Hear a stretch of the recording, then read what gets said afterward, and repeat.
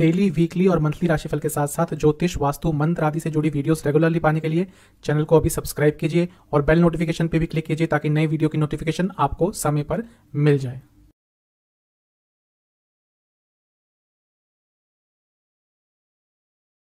ओम गणेशाय नमः। ओम नमः शिवाय। मैं निखिल ज्योतिष आचार्य आप सभी का मेरे चैनल पर पुनः स्वागत करता हूं। आशा करता हूं आप सभी स्वस्थ होंगे। महादेव की कृपा आप सभी पर सदैव बनी रहे।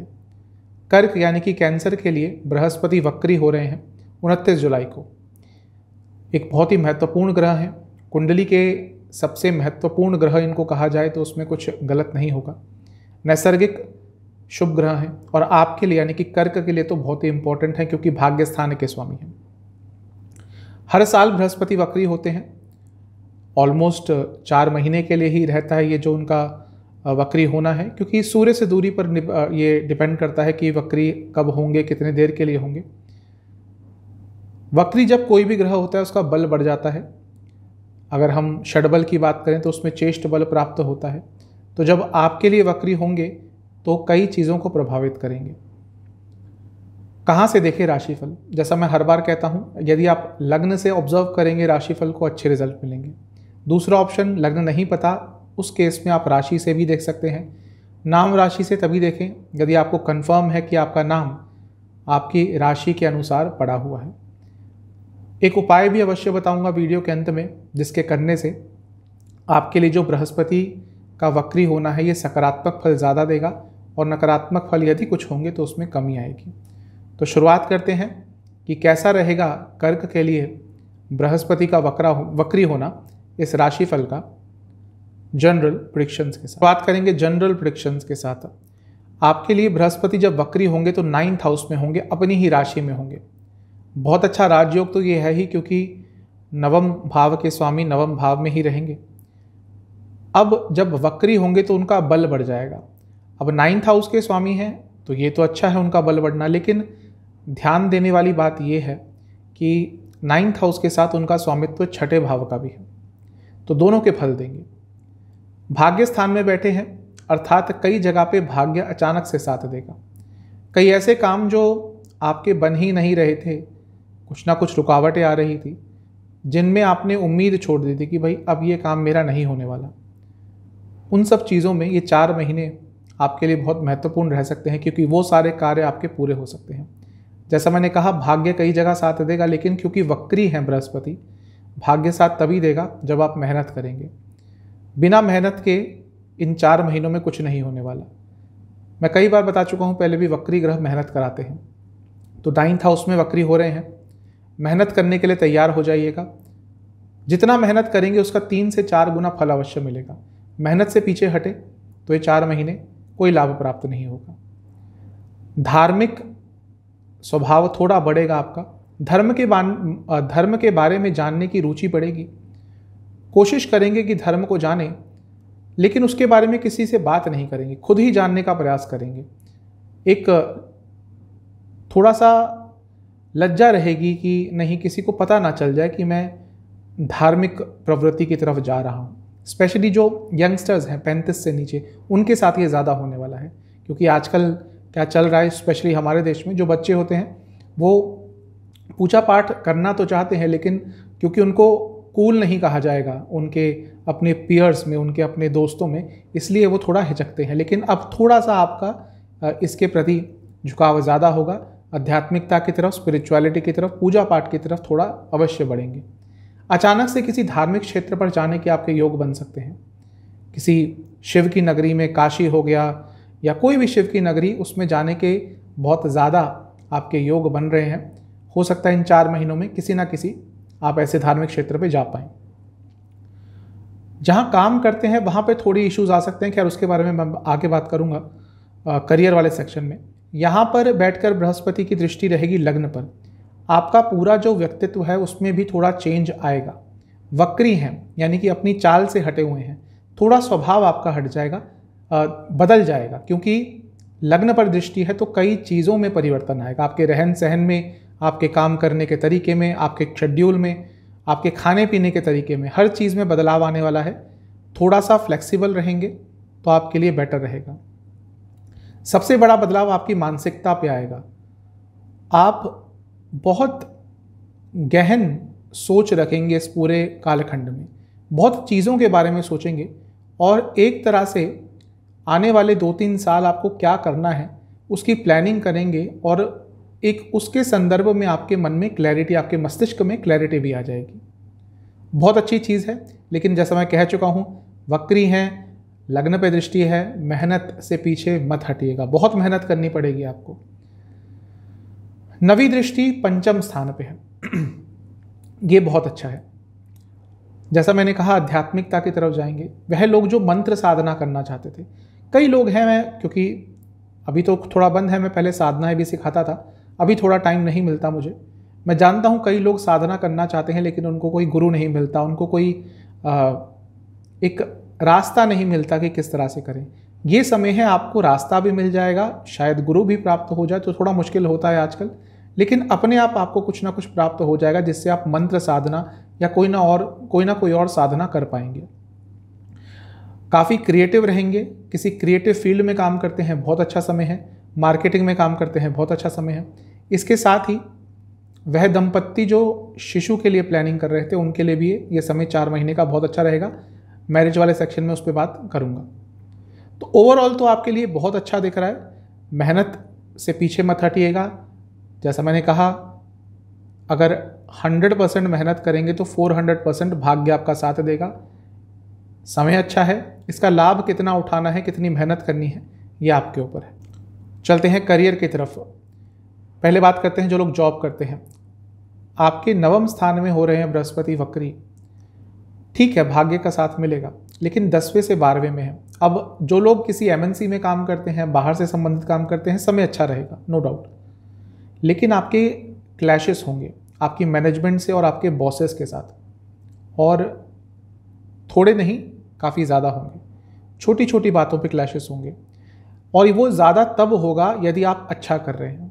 अगर अचानक से आपका अप्रेजल हो गया, अचानक से आपको किसी ने अप्रिशिएशन दे दी, अचानक से आपके काम को रिकग्निशन मिल गया, जो संभावना है, तो जो आपके बॉसेस हैं, इमीडिएट बॉसेस, उनको पसंद नहीं आएगा और वो कुछ ना कुछ प्रॉब्लम क्रिएट करेंगे जिसके कारण आप में और आपकी जो मैनेजमेंट है उसमें कुछ ना कुछ इश्यूज आए। तो इस चीज़ से बच के रहना है। ऑफिस पॉलिटिक्स बहुत हाई रहेगी, अपनी चरम सीमा पे रहेगी, स्पेशली जो लोग कॉरपोरेट सेक्टर में काम करते हैं, बड़ी बड़ी कंपनीज में काम करते हैं, जहाँ पर बहुत कॉमन है ऑफिस पॉलिटिक्स होना। आपके जो दोस्त हैं, आपके जो कलीग्स हैं, वही एक तरह से आपके प्रतिद्वंदी भी होते हैं। इवन आपके बॉसेस को भी ये पसंद नहीं आता कि आप अच्छा करें, क्योंकि उनकी पोस्ट भी थोड़ा खतरे में आ जाती है। तो ऐसा ही आपके साथ होने वाला है। ऐसा लग रहा है कि आप अच्छा तो करेंगे, लेकिन क्या आपके बॉसेस उस चीज़ को पचा पाएंगे, वो थोड़ा मुश्किल लग रहा है। ऑफिस पॉलिटिक्स का शिकार होते हुए दिख रहे हैं, थोड़ा सा संभल के रहिएगा। लेकिन कुछ ना कुछ बहुत महत्वपूर्ण आपके कार्य क्षेत्र में अवश्य होगा। जॉब परिवर्तन के बारे में यदि सोच रहे हैं तो ये 4 महीने जॉब परिवर्तन हो सकता है, लेकिन शायद आप जहाँ पे काम करते हैं वहाँ से थोड़ा नहीं, काफ़ी दूर आपको जाना पड़ेगा। देश से बाहर यदि जॉब ढूंढ रहे हैं तो उसके लिए भी ये समय अच्छा है। बिजनेस की बात करते हैं। बिजनेस के लिए देखिए 7वें स्थान को देखते हैं, वहाँ से 3रे में होगा बृहस्पति का ये वक्री होना, यानी कि बहुत मेहनत करनी पड़ेगी। लेकिन क्योंकि लग्न से 9म है, 7म से 3रा है, यानी कि जो मेहनत करेंगे वो लाभ अवश्य देगी। आप जो भी प्लानिंग कर रहे थे पिछले 3-4 महीने से, उसको एग्जीक्यूट करने के लिए 4 महीने बहुत अच्छे हैं। जो भी सोचेंगे उसको बहुत अच्छी तरह से कर पाएंगे, अपने बिजनेस में उन आइडियाज़ को इम्प्लीमेंट कर पाएंगे। अगर आप अपने बिजनेस में किसी और को इंक्लूड करना चाहते थे, आपके नए पार्टनर्स हो गए, एसोसिएट्स हो गए, उसके लिए अच्छा समय है। बिजनेस एक्सपेंशन के लिए बहुत अच्छा समय है। यदि बिजनेस अच्छा चल रहा है, आप सोच रहे थे बहुत समय से कि चलो इसको थोड़ा एक्सपैंड करते हैं, तो उसके भी रास्ते अपने आप खुलने वाले हैं। तो जो बिजनेस करते हैं बहुत अच्छा समय है। यदि आप कंसल्टेशन बेस्ड कुछ बिजनेस करते हैं, यदि आप टूरिज्म या ट्रैवल से जुड़ा कुछ बिजनेस करते हैं, या फिर आप हॉस्पिटैलिटी से जुड़ा कुछ बिजनेस करते हैं, तो आपके लिए ये पूरे 4 महीने बहुत अच्छे रहने वाले हैं। तो ओवरऑल करियर का जैसे मैंने बताया, समय अच्छा है, थोड़ा ऑफिस पॉलिटिक्स से बच के रहिएगा। बिजनेस के लिए तो समय बहुत अच्छा है, मेहनत करेंगे, अत्यंत लाभ प्राप्त होने वाला। अब बात करते हैं पैसे की और खर्चों की।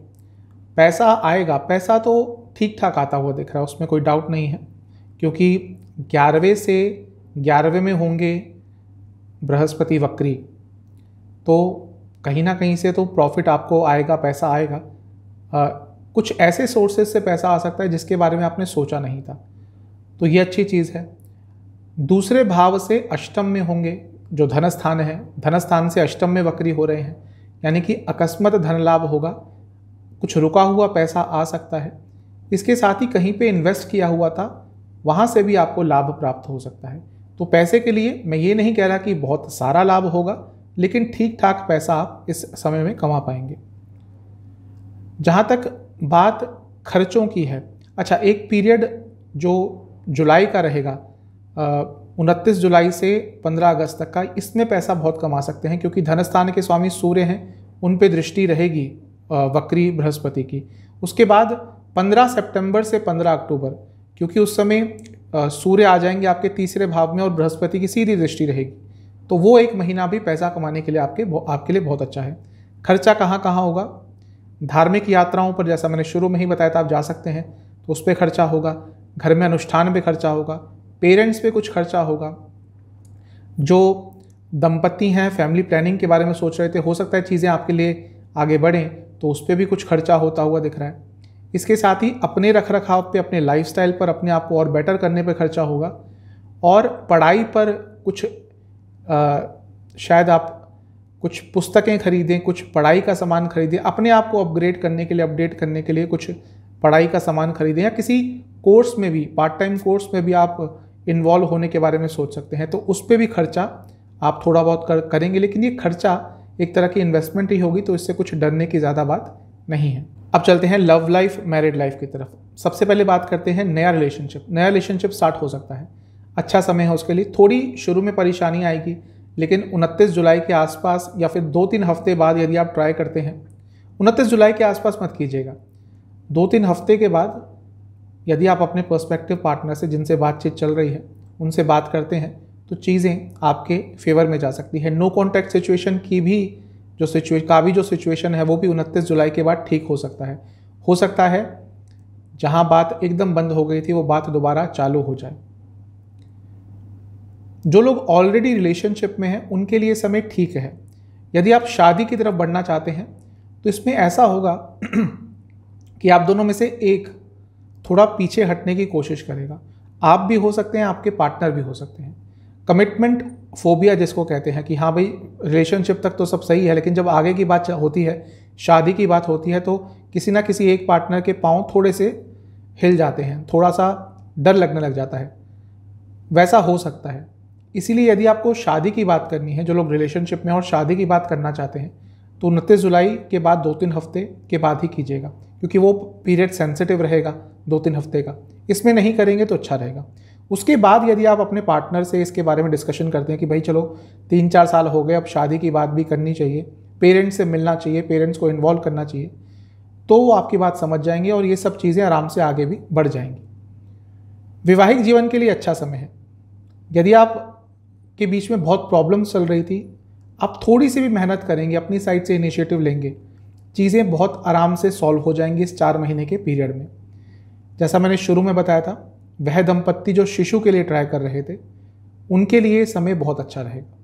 मैं कोशिश करूंगा, क्योंकि बहुत कमेंट्स आ रहे हैं कि चाइल्ड बर्थ पे कोई वीडियो बनाइए कि कब योग बनेंगे इस साल में। मैं कोशिश कर रहा हूँ, समय मिलते ही बना दूंगा। तो आपके लिए 4 महीने का पीरियड बहुत इंपॉर्टेंट है। यदि आप शिशु के लिए ट्राई कर रहे थे, तो आपको कुछ ना कुछ अच्छी न्यूज़ इस 4 महीने के पीरियड में प्राप्त हो सकती है।